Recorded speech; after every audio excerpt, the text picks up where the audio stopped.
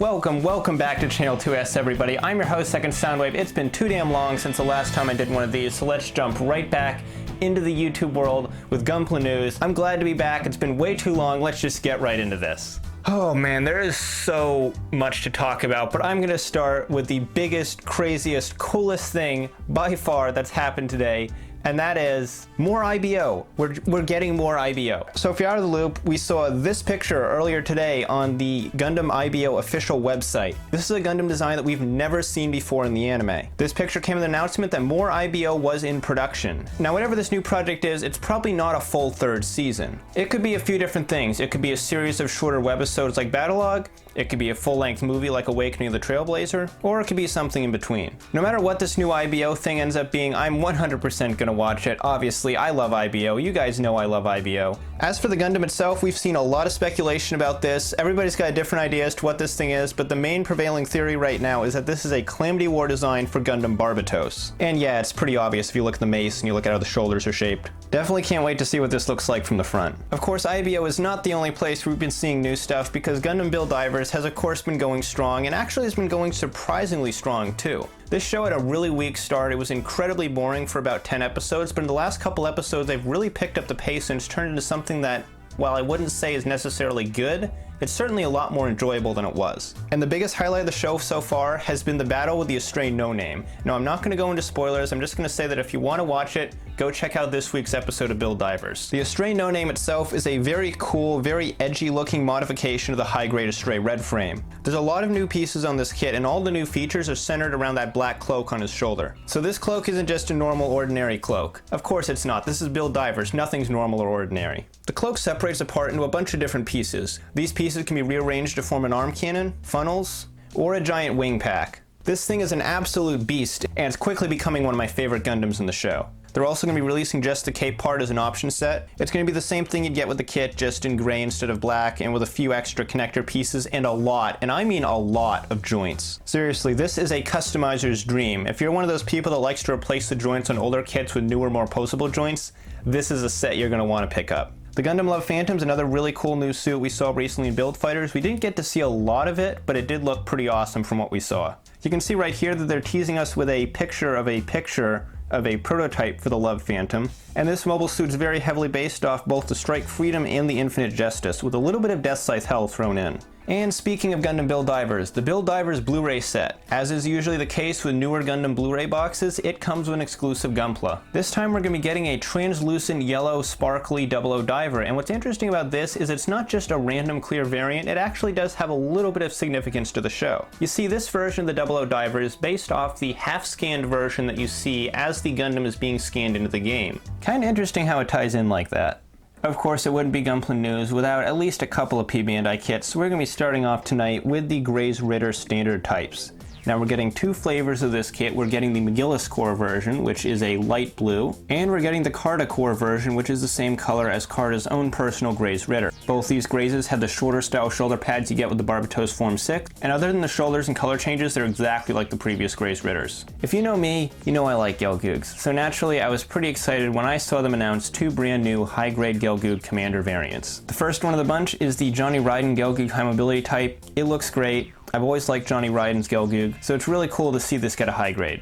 Now unfortunately it is the high grade Universal Century Gelgoog, which is not a super new mold, and it's also kinda not too great even for its time period, unfortunately. But it's still pretty cool just to see that this exists. It's got a new backpack, it's got a new bazooka, and it looks pretty awesome.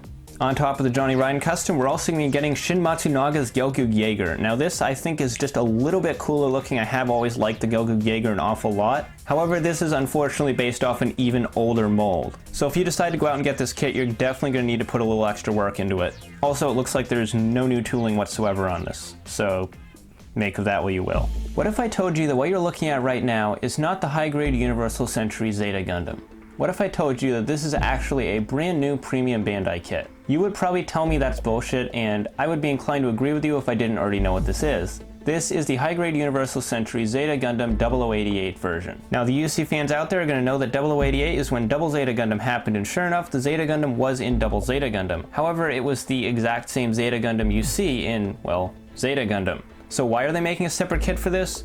Well, it's kind of an interesting story. They've taken all the cosmetic armor pieces and changed them ever so slightly to improve the proportions. At least I think they were probably trying to improve the proportions. I really don't see a difference. But the one cool thing they did with this kit, that's also pretty much the only selling point it has, is they fixed the red on the backpack. Remember those really big crappy red stickers the Zeta had on the wings? Well, those are plastic now, and the wingtips are solid red. This is a massive improvement over the original and almost makes the kit worth it, but not quite. It's still a really interesting idea though, and I'd kind of like to see them explore this idea of making 1.5 or 2.5 style kits a little bit further. There's a lot of almost great kits out there that just have one or two features that drag them down. The White Dingo team, famous for their GM Sniper 2 and basically nothing else, is getting 2 more GMs to reinforce their forces, the Master Grade GM Cannon and Standard Type GM. Now the GM Cannon is nothing really to talk about, it's just a flat color swap in very plain colors of the original GM Cannon. And the Standard GM is pretty much the same story, although it does have the shield and rifle from the GM Ground type. Bandai has also revealed the inevitable premium recolor of the Re-100 Big Nagina, and it's actually something I don't think I've ever seen before.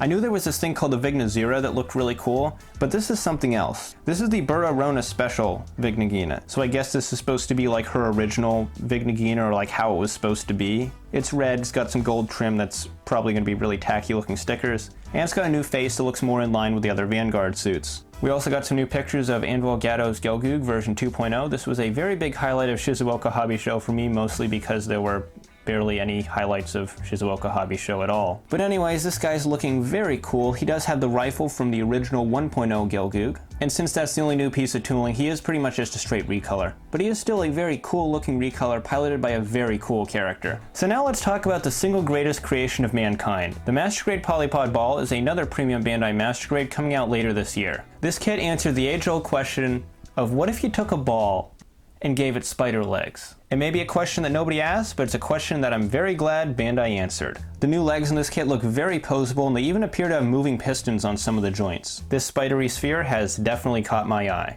Of course, the home of the 1/1 scale Gundam unicorn statue, Gundam Base Tokyo, wouldn't be Gundam Base Tokyo without some fresh new exclusives. If you go down to Gundam Base Tokyo right now, you can get yourself a set of debris pieces, the same debris pieces that you would have gotten with the Master Grade Thunderbolt Gundam or Psycho Zaku Final Battle version. Included in the set are 6 debris pieces, an assortment of armatures, an Action Base 1, and a set of water slide decals. And these are battle damage water slide decals, so if you don't want to customize your kit but you want to give it some scars and bullet holes and scratches and damage anyways, you can put some of these stickers on it and get a really weird looking tacky end result. As for Gundam Base Tokyo exclusives we have to look forward to in the future, there's a very cool Gunmetal Astaroth Renascimento coming down the line, and also an absolutely beautiful Sazabi Verka metallic version. This thing is a work of art. The Re-100 Jagd Doga is looking impressively detailed. We've seen an assortment of new pictures of this kit now, and I gotta say, I'm not a big Jagd Doga fan, especially not a big fan of Gunei's colors, but this is a really nice looking kit. The detail in this model is amazing. There's all sorts of little panel lines inscribed in details all over the armor. I especially like what they did with the vents on the shoulders.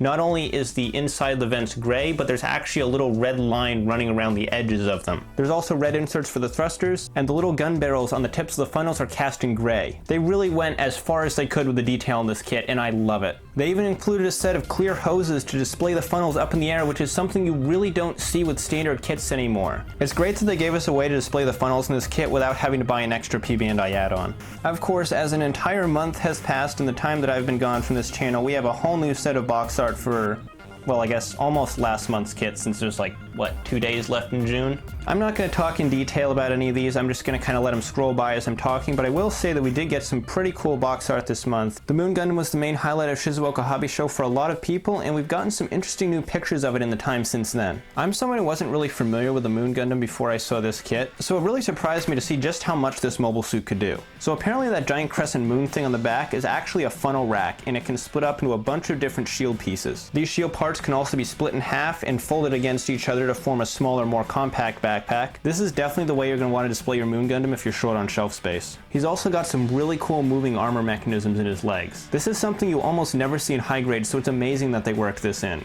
I was a little skeptical of this kit's 3,000 yen price tag at first, but it really seems like they're pulling out all the stops and doing everything they can to make this kit awesome. If you're familiar with the Sazabi Verka, you'll know that it came with a very cool looking long beam rifle, and unfortunately the real grade Sazabi does not come with this weapon. However, if you get the November issue of Gundam Ace, you will get the long rifle, and this can be not only used with the real grade Sazabi, but also the high grade Moon Gundam. So it's got a bit of multi-functionality, and it's also probably an attempt to get people to buy 2 copies of the magazine. You remember these guys, right? The Sniper Custom, the Guard Custom. They're our first GMs we're getting out of the Origin, and they're looking nicer every time I see them. The Guard Custom himself is looking very sharp, even if he does still look a little bit plain compared to his snipey brother. And the Sniper Custom looks all kinds of awesome. I would even go as far as to say that with the tweaks they made to the Origin design, it even looks a little bit better than the Master Grade. You're gonna need to make sure you're sitting down for this one, guys, because I'm about to give you the shock of the century. The Master Grade Quanta Full Saber, a Master Grade released in 2018 that's based off an MSV design, is not P-Bandai. You heard me right, Master Grade Quanta Full Saber is going to be a full retail release. I know, I can't believe it either. I don't know how this happened, but I'm definitely not complaining. The Quanta Full Saber looks awesome. I've always been a fan of the Master Grade Quanta and kind of interested in picking it up, but the fact that it's so side heavy always turned me off. But with the Full Saber parts on the other shoulder to help balance it out, I have very high hopes for this kit. Of course, you can also take the giant Buster Sword piece off and display it as a single sword, or take the little side knives off, hold them as hands, or have them fly around like the presumable GN fangs they probably are. This kit includes a couple other minor mods as well, such as a classic style conical GN Drive backpack, and an all-new slimmed-down V-fin. Beyond the astray no-name, reason number 2 to watch Gundam Build Divers is the rx-zeromaru and its pilot Ayame. Ayame's gotten a lot of character development in the last few episodes, and while she's nothing amazing, she's still pretty likable. A little while ago they revealed what pretty much everyone already kind of suspected. The rx-zeromaru, the little SD Unicorn Gundam variant, combined with that other bird unit that Ayame has to form a full-sized real-type Gundam.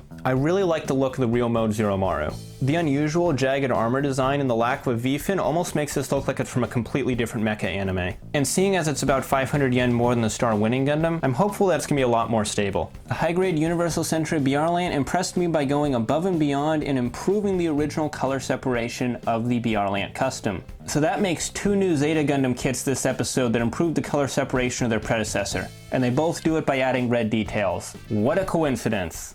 As you can see in these straight build pictures, the stock BR Lant without any paint still looks really nice, a lot better than the BR Lant Custom. There's red pieces everywhere red pieces should be, and it really improves the look of the kit. It's nice to see that there is some incentive to get this kit over the, in my opinion, much cooler looking BR Lant Custom. What if I told you Haro was real? Bandai partnered with a tech company that I'm not even gonna try to pronounce the name of, to bring us a real-life Haro robot. It moves, it blinks, it talks, and it is just as grating and annoying as the real thing. I couldn't understand most of what they were saying in the promo video for it. Apparently it pairs up with your phone or something. And it's also well over $1,000, so this is definitely something for the hardcore fans out there only. And on that note, we're gonna end Gunpla News for tonight. Thanks for watching, thanks for sticking around while I was gone, and thank you to the literal hundreds of people that subscribed during my absence. Seriously, I have no idea why you guys came here, but thank you. As always, leave a like if you enjoyed this video, subscribe if you're new. I'm your host, Second Soundwave, and I'll see you next time, probably reviewing one of these things you see here. Except for that, I already reviewed that.